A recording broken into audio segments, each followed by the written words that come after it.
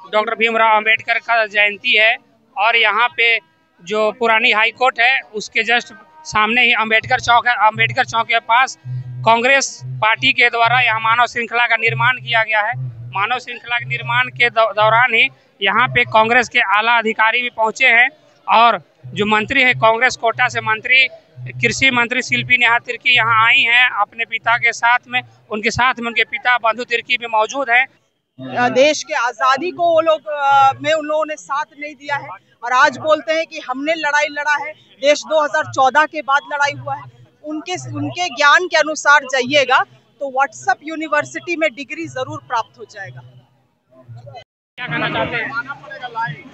पूरे संविधान में संविधान का निर्माता डॉक्टर भीमराव अंबेडकर का जयंती है। उसको आज तो सत नमन करता हूँ। संविधान को बनाने में हमारे डॉक्टर भीमराव अंबेडकर का बहुत महत्वपूर्ण भूमिका रही है और उसके साथ साथ झारखंड के मरंग गोम के जयपाल सिंह मुंडा का भी भूमिका रहा है, बोनीफास लकड़ा का रहा है।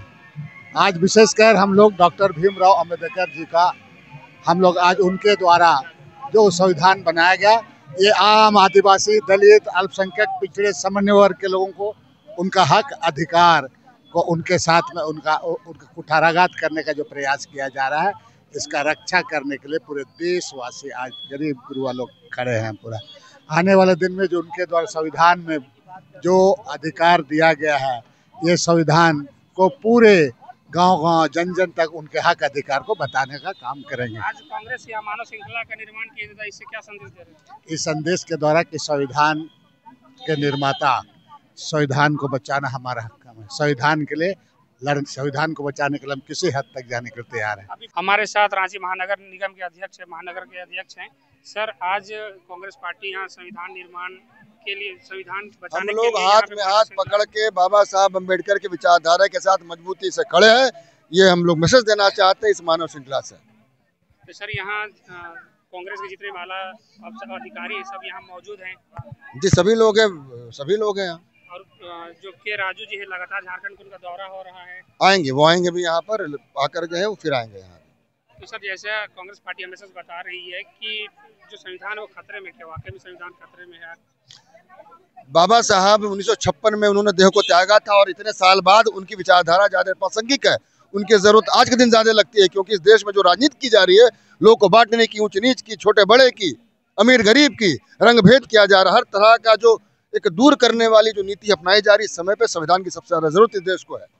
और भाजपा ने कहा था अगर 400 सीट लेकर आते हैं तो हम संविधान को बदलेंगे।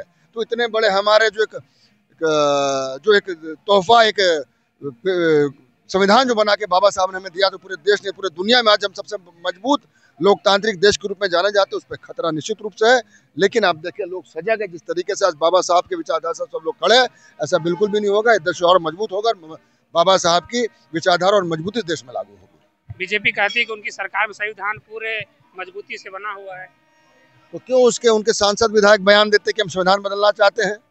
क्यों उनके राज्य में कर्नाटका में एक दलित के सर पे पेशाब किया जाता है? क्यों रोहित विमला को कंपेल किया जाता है कि सुसाइड कर ले एक दलित छात्र को? तो ये बोलने वाली बात है, इनके दिखाने के दांत और दिखाने के दांत और है। आज के पहले किसी भाजपा के लोग हमने यहाँ नहीं देखा था मूर्ति को साफ करते हैं, झंडा लगाते हैं। आज देखिए क्या जरूरत पड़ी है। जिस समाज को वो कमजोर समझते थे, जो समाज इतना मजबूत हो चुका है, एकजुट हो चुका है कि जरूरत पड़ने पे उठा के कुर्सी से फेंक दे उन्हें। उनका डर सता रहा सत्ता का, झारखंड से बेदखल हो गए, देश से बेदखल होंगे, इसलिए आज बाबा साहब का नाम जप रहे हैं। आज यहाँ पे बीजेपी का लगा हुआ है सर।